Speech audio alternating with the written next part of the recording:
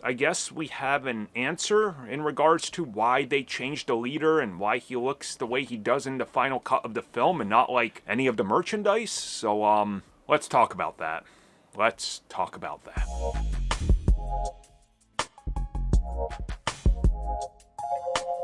Boy, whoever would have thought that MODOK and the leader would be the biggest points of controversy after Endgame, huh? But here we are. The leader on the left as he appears in the film, on the right as he appears on all the merchandise, including action figures that were being developed that we're never going to see. Probably. I don't know. Either way, though, yeah, that's a change. Yeah, that's a change. So what exactly went on? Well, the director of the film, Julius Onah, was talking to The Wrap, and he specifically addresses the changes to the leader that happened. So he confirms that the film went through a lot of changes, no surprise.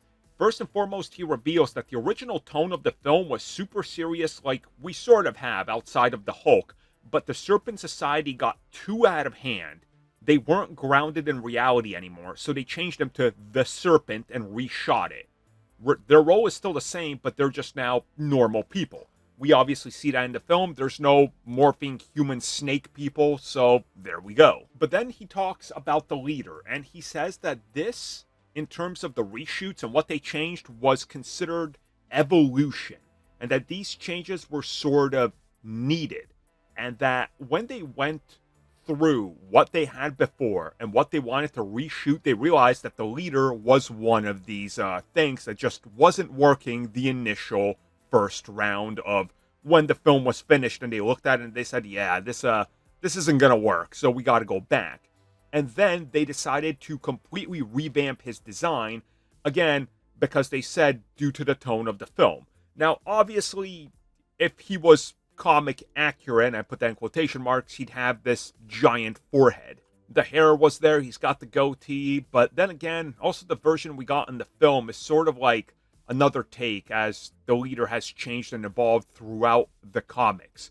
At one point, he just has a giant-looking alien body and, well, the head and brain, so they kind of melded that here. And Onah specifically said that this was wanting to ground the leader, and that's why they went through a redesign and changed elements of how his story was presented and his history, which makes me think that they literally changed everything about his story in connection to Ross.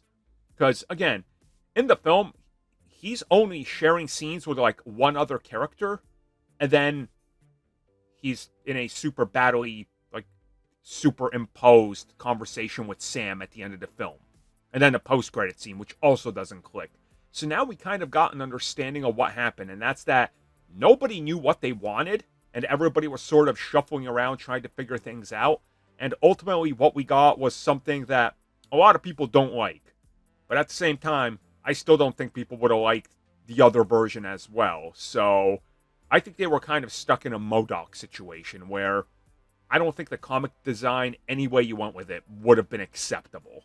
Thank you for checking out that video, and thank you for your continued support. Feel free to like, share, subscribe, do whatever you will, and if you're so inclined and would like some additional content from us, which includes unfiltered content and bonus discussions, we do offer exclusively in our member section. We hope to see you there. So thank you for watching, and have a good one.